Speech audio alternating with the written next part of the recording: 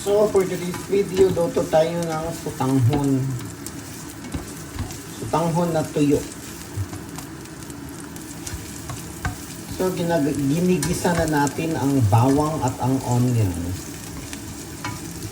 Garlic and onions. Tapos ilagay natin ang meat later. So, yan na guys. Leftover yan na lechon kawali ang ginamit kong karne.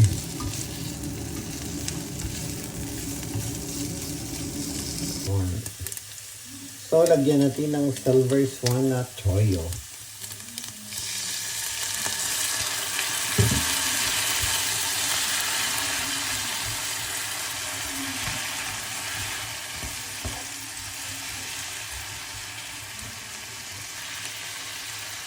Tapos, sabawan na natin guys na siya ang luluto sa ating sutanghon.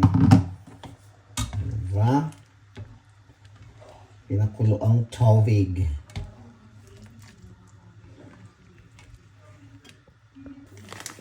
So, kumukulo na siya guys. Ilagay na natin ang ating sutanghon. Alright. Yan. Okay-okayin lang natin guys.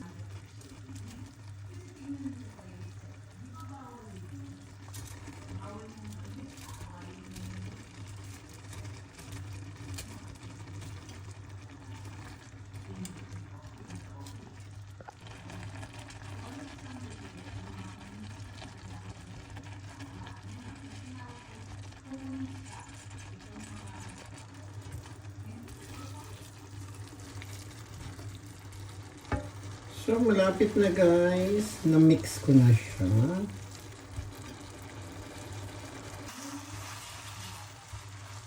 Super. Super sa tanghon. Tapos, ilagay natin ang shrimp. Puro yung leftovers guys. Para may konting accent lang siya. Drama lang siya.